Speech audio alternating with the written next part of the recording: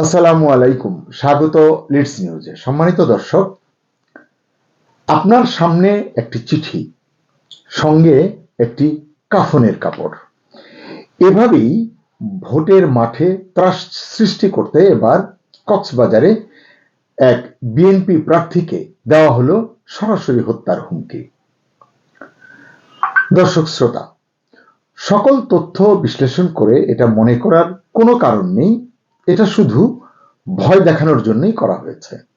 বরং সংশ্লিষ্ট বিশেষজ্ঞরা মানে অপরাধ বিশেষজ্ঞরা বলছেন এটা হলো রাজনৈতিক হুমকির চূড়ান্ত সংকেত।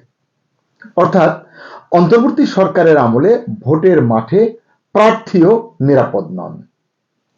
জি দর্শক, ত্রয়োদশ জাতীয় সংসদ নির্বাচনের কক্সবাজার 4 উখিয়া টেকনাফ এই আসনে বিএনপি মনোনীত প্রার্থী ও জেলা বিএনপির সভাপতি শাহজাহান চৌধুরী গত রবিবার এভাবেই হুমকির শিকার হয়েছেন। তার বাড়িতে পাঠানো হয়েছে একটি চিঠি এবং এক টুকরো কাফনের কাপড়। আপনারা জানেন, শাহজাহান চৌধুরী ইতিপূর্বে 4 বার জাতীয় সংসদ সদস্য নির্বাচিত হয়েছেন এবং হুইপ হিসেবেও দায়িত্ব পালন করেছেন।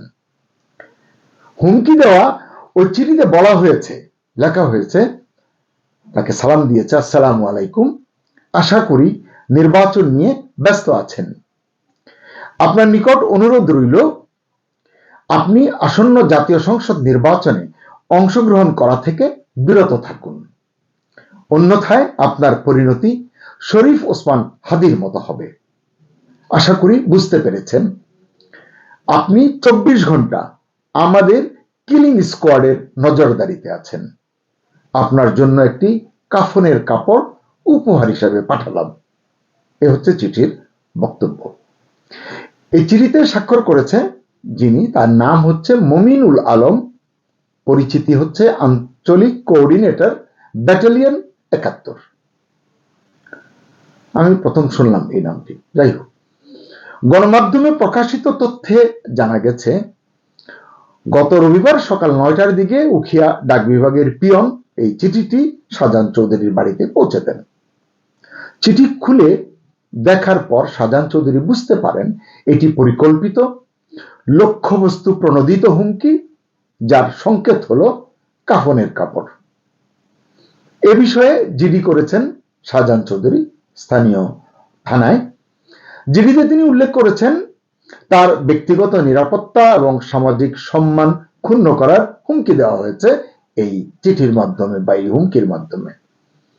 চিঠির ভাষা এবং বক্তব্য অত্যন্ত উদ্বেগজনক, কুরুচিপূর্ণ এবং পরিকল্পিত ষড়যন্ত্রের ইঙ্গিতবাহী বলে উল্লেখ করেছেন শাহজাহান চৌধুরী।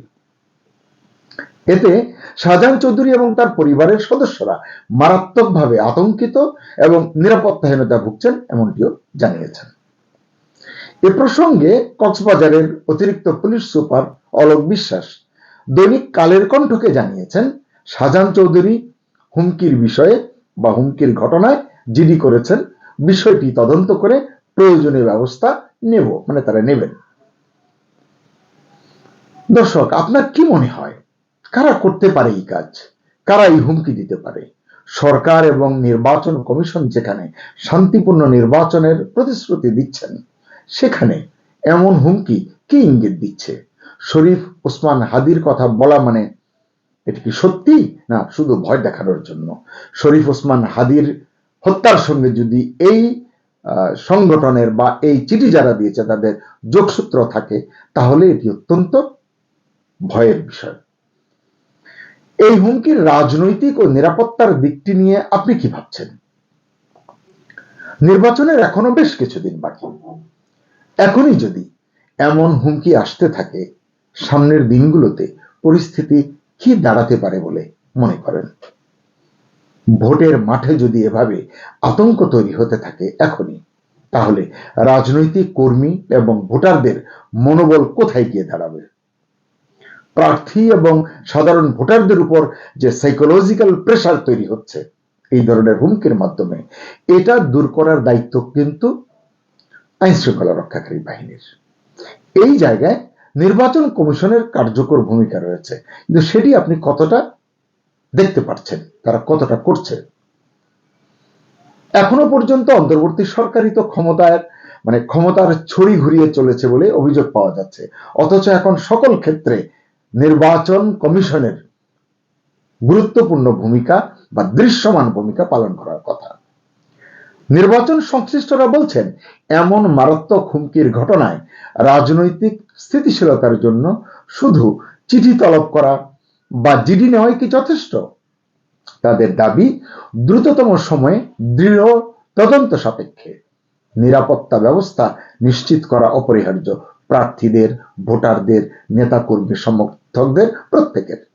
কারণ এটিকে শুধু ব্যক্তিগত হুমকি হিসেবে দেখা সমীচীন হবে না, বরং ভোট প্রক্রিয়ার উপর যেন এই রাজনৈতিক ষড়যন্ত্র প্রভাব ফেলতে না পারে সেদিকে বিশেষ মনোযোগ দেওয়া দরকার, এবং সেটি এখনই। এই হুমকির খবর পেয়ে বিএনপি চেয়ারম্যান তারেক রহমান ফোন করে শাহজাহান চৌধুরীর সঙ্গে কথা বলেছেন বলে জানা গেছে। তারেক রহমান এ ধরনের হুমকিতে সাহস না হারিয়ে নির্বাচনের মাঠে পুরোদমে কাজ করতে নির্দেশ দিয়েছেন শাহজাহান চৌধুরীকে, এমনটি জানা গেছে। দর্শক, আপনার কি মনে হয়, এ ধরনের হুমকিকে খুব সহজভাবে নেওয়া সম্ভব না নেওয়া উচিত? এই ঘটনায় সরকার এবং নির্বাচন কমিশনের কেমন ভূমিকা আপনি প্রত্যাশা করেন? আপনি কি মনে করেন তারা সরকার এবং নির্বাচন কমিশন তাদের দায়িত্ব সঠিকভাবে পালন করছে বা করবে? কমেন্টে জানান আপনার মতামত। সবাই ভালো থাকুন, সুস্থ থাকুন, নিরাপদে থাকুন। আল্লাহ হাফেজ।